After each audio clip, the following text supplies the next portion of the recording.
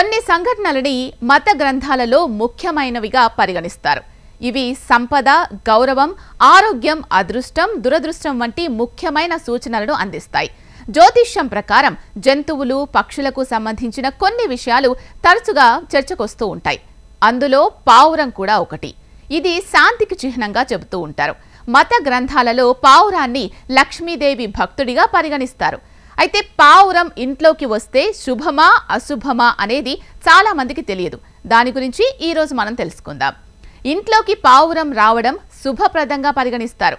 ఇంటి పైకప్పు, బాల్కనీలో పావురం వస్తే ఖచ్చితంగా దానికి ఆహారం ఇవ్వాలి. అంతేకాదు ప్రతిరోజు పక్షుల కోసం ధాన్యపు గింజలు పెడితే చాలా మంచిది. ఇలా చేయడం వల్ల జీవితంలోని కష్టాలు, అడ్డంకులు తొలగిపోయి జీవితంలో శుభం కలుగుతుంది.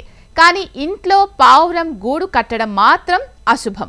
అనేకసార్లు పావురం ఇంటి బాల్కనీ లేదా టెర్రస్ మీద గూడు పెడుతుంది. ఇలా గూడు పెట్టడం మంచిది కాదు.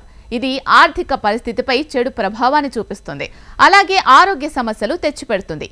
వెంటనే గూడును తీసేస్తే బాగుంటుంది. పావురం ఇంటి పైకప్పు, బాల్కనీని దాటి లోపలికి ప్రవేశిస్తే అది లక్ష్మీదేవి అనుగ్రహానికి సంకేతం. ఇది మీ జీవితంలో చాలా ఆనందాన్ని, డబ్బుని తెస్తుందని గుర్తుపెట్టుకోండి. పావురానికి ఆహారాన్ని ఇవ్వండి. అయితే పావురాన్ని మాత్రం ఇంట్లో గూడు కట్టుకోనివ్వకూడదని మాత్రం గుర్తుంచుకోండి.